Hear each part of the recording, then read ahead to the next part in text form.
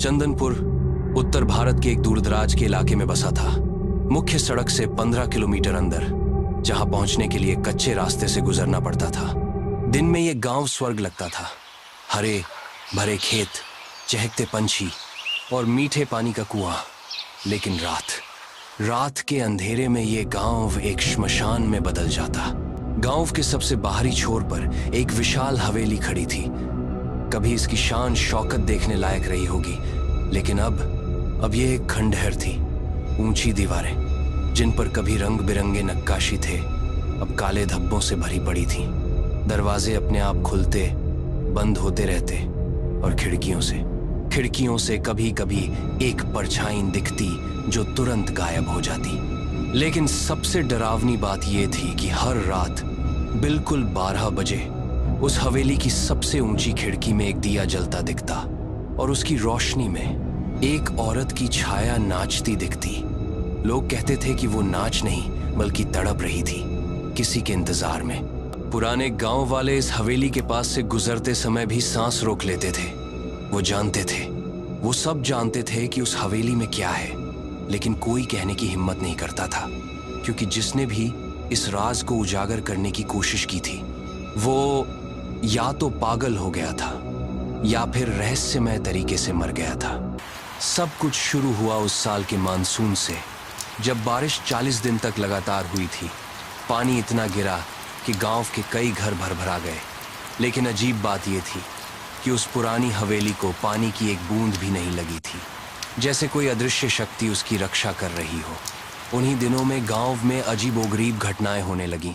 पहले मुर्गे मुर्गियां एक साथ मरने लगे, फिर दूध देने वाली गायें बीमार पड़ने लगीं और फिर बच्चे रोने लगे पूरी रात बिना किसी वजह के। गांव की औरतें कहती थीं कि जब वो रात में अपने घरों की छतों पर कपड़े सुखाने जाती तो उन्हें लगता था कि कोई उनकी हर हरकत पर नजर रख रहा है। कभी कभी तो उन्हें किसी के हंसने की आवाज भी सुनाई देती, एक तेज कर्कश हंसी जो हड्डियों तक को हिला देती। और तब आया वो काला दिन। हरीश 25 साल का था। शहर में इंजीनियरिंग पढ़कर आया था और अपने को बहुत समझदार समझता था। गांव की इन अंधविश्वासी बातों पर वो हंसता था। वो अपने दोस्तों से कहता, 21वीं सदी में भूत प्रेत की बातें, ये सब मन का वहम है। मैं आज रात इस बकवास का पोल खोल दूंगा।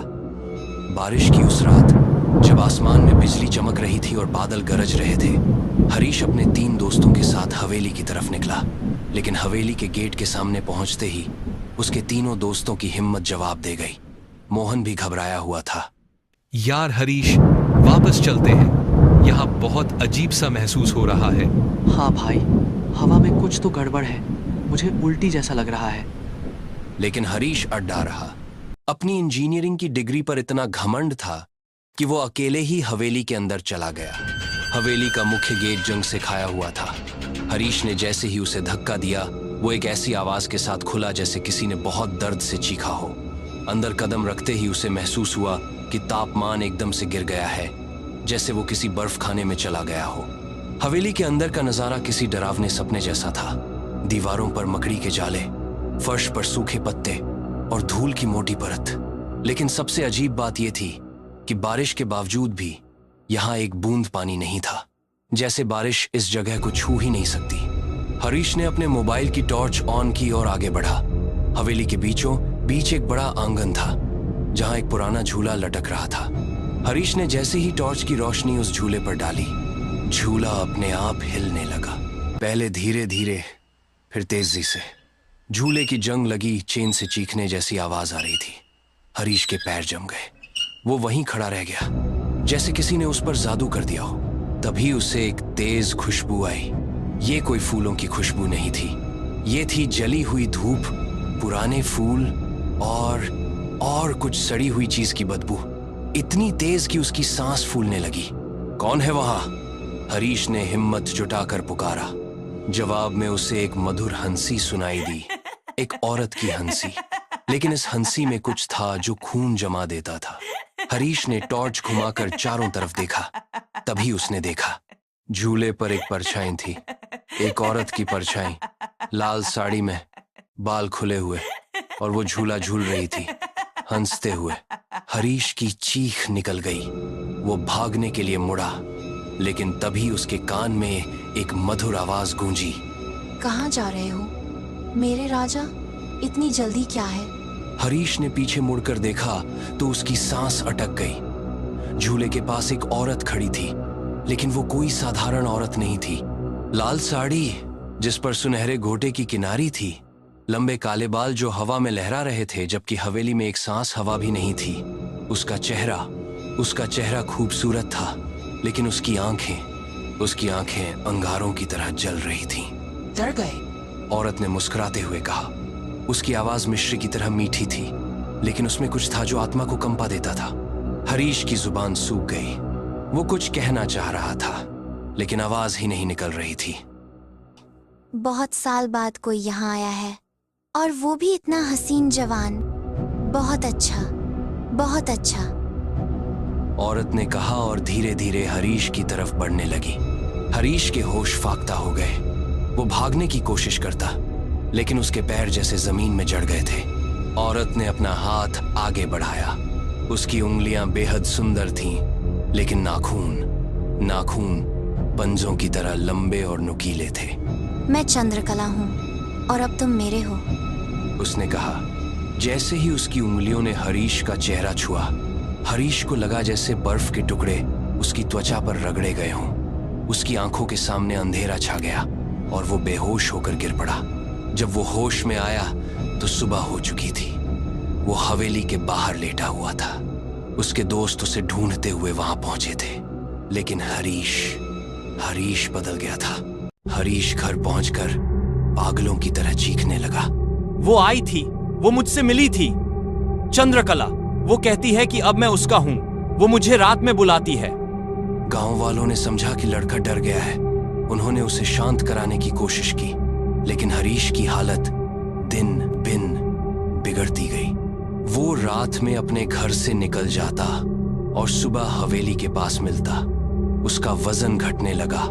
आंखों के नीचे काले धब्बे पड़ गए। वो दिन भर सिर्फ एक ही नाम जपता रहता, चंद्रकला। और फिर एक दिन पूर्णिमा की रात को हरीश गायब हो गया। 3 दिन बाद उसकी लाश गांव के बाहर खेत में मिली, लेकिन इस लाश में कुछ अजीब था। हरीश के चेहरे पर एक मुस्कान थी, जैसे उसकी मौत में भी वो खुश हो। और सबसे अजीब बात यह थी कि उसके गले में अजीबोगरीब निशान थे, जैसे किसी ने अपने नाखूनों से उसका गला दबाया हो।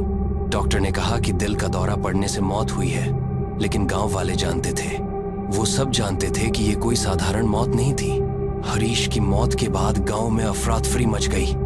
लोग समझ गए कि वो पुरानी कहानी सच थी। चंद्रकला वापस आ गई थी। अब गांव के बुजुर्गों ने वो राज खोला जिसे वो कई सालों से छुपाए हुए थे। पंडित रघुनाथ, जो गांव के सबसे पुराने निवासी थे, उन्होंने बताया, वो हवेली पहले जमींदार हरि सिंह की थी और चंद्रकला उसकी बेटी थी।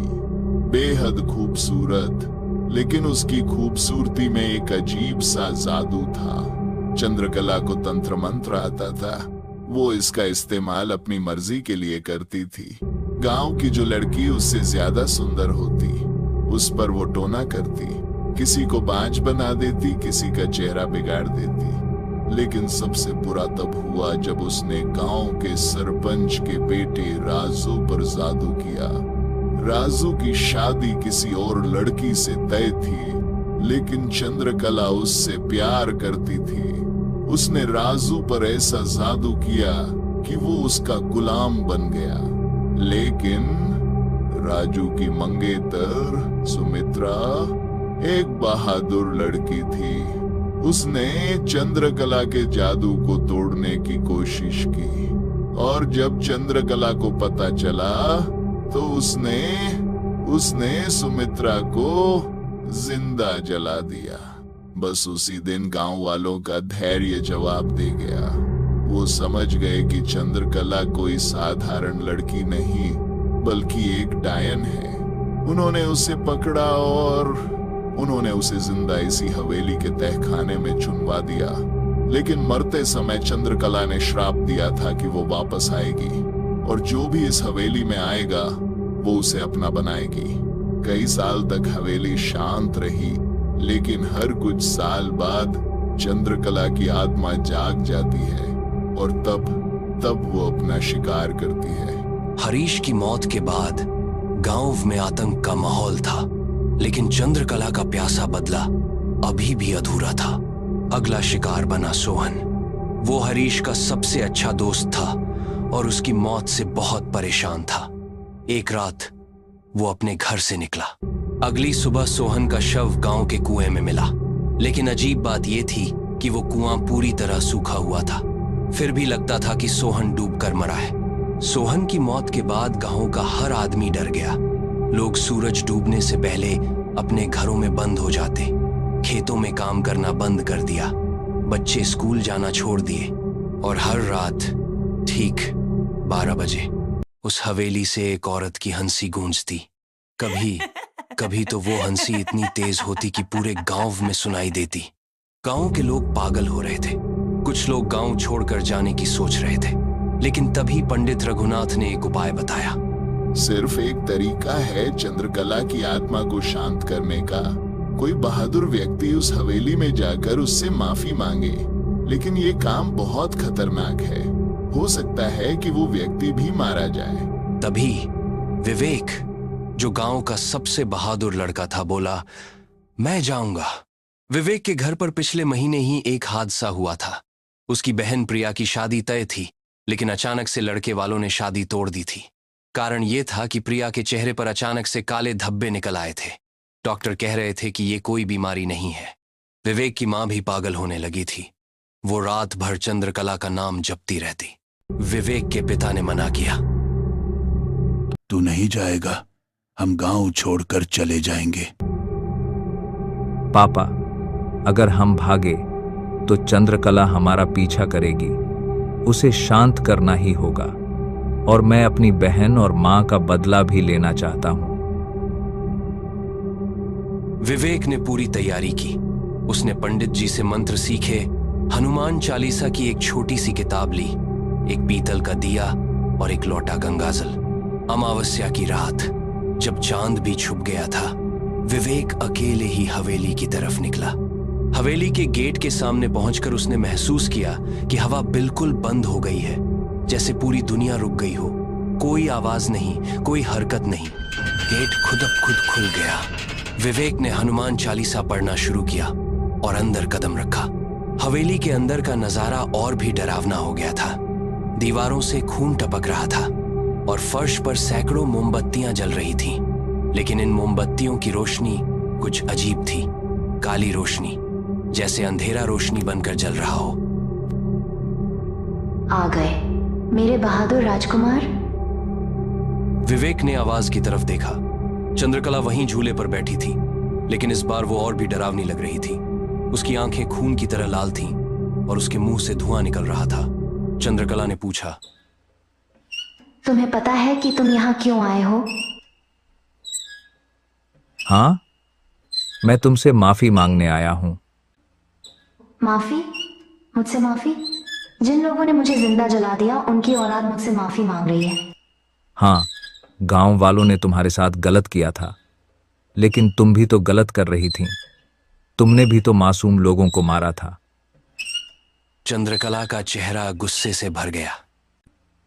मासूम? मैं मासूम थी। मैंने सिर्फ प्यार किया था, लेकिन इस गंदी दुनिया ने मेरे प्यार को जादू, टोना कहा, मुझे डायन कहा। राजू से मैं सच्चा प्यार करती थी, लेकिन उसके माता पिता ने कहा कि मैं उस पर जादू कर रही हूँ। मैंने कभी किसी पर जादू नहीं किया था, लेकिन जब सुमित्रा ने राजू को मुझसे दूर करने की कोशिश की तो मैंने गुस्से में उसे आग लगा दी। उसके बाद गांव वालों ने मुझे पकड़ा। उन्होंने मुझे इसी हवेली के तहखाने में जिंदा दफना दिया। मैं चीखती रही, गिड़गिड़ाती रही, लेकिन किसी ने मेरी नहीं सुनी। मैंने तड़प कर दम तोड़ा। विवेक का दिल पिघल रहा था। वो समझ रहा था कि चंद्रकला भी कभी एक मासूम लड़की थी जिसे गलत समझा गया था। लेकिन अब तुम मासूम लोगों को मार रही हो। हरीश, सोहन, राकेश, इन सब का क्या कसूर था? चंद्रकला का चेहरा गुस्से से भर गया। मासूम? कोई मासूम नहीं है इस गंदी दुनिया में। हर आदमी स्वार्थी है, हर आदमी झूठा है। मैं सबको मार दूंगी। तभी हवेली हिलने लगी, दीवारों से खून की धारा बहने लगी, छत से चमगादड़ों के झुंड निकलकर विवेक के चारों तरफ मंडराने लगे। लेकिन विवेक डरा नहीं। उसने अपना दिया जलाया और गंगाजल छिड़कना शुरू किया। उसने ऊंची आवाज में कहा, हे चंद्रकला, मैं तुमसे माफी मांगता हूं। तुम्हारे साथ जो अन्याय हुआ उसके लिए माफी, लेकिन अब तुम भी माफ कर दो, अपना गुस्सा छोड़ दो। चंद्रकला रुक गई। उसकी आंखों में एक अजीब सा भाव आया। माफी? सच में माफी? हाँ, तुम्हारा दर्द मैं समझता हूं, लेकिन इस तरह बदला लेने से तुम्हें शांति नहीं मिलेगी। चंद्रकला का चेहरा धीरे धीरे बदलने लगा। उसकी डरावनी शक्ल अब एक सुंदर लड़की के चेहरे में बदल रही थी। मैं बहुत थक गई हूँ। इतने साल अकेली, इतने साल गुस्से में। मुझे शांति चाहिए। मुझे मुक्ति दे दो। मैं नहीं चाहती कि और कोई मरे। विवेक ने हनुमान चालीसा पढ़ना शुरू किया। उसकी आवाज पूरी हवेली में गूंज रही थी। तभी एक तेज रोशनी फैली। हवेली कांपने लगी। दीवारों से गिरते पत्थर, टूटती खिड़कियां और फिर एक सन्नाटा। जब रोशनी कम हुई तो चंद्रकला अब एक साधारण लड़की लग रही थी। वो रो रही थी। विवेक ने अपना पूरा गंगाजल चंद्रकला पर छिड़का। उसने हनुमान चालीसा का पाठ पूरा किया और फिर उसने कुछ ऐसा किया जिसकी किसी ने उम्मीद नहीं थी। उसने चंद्रकला के पैर छुए।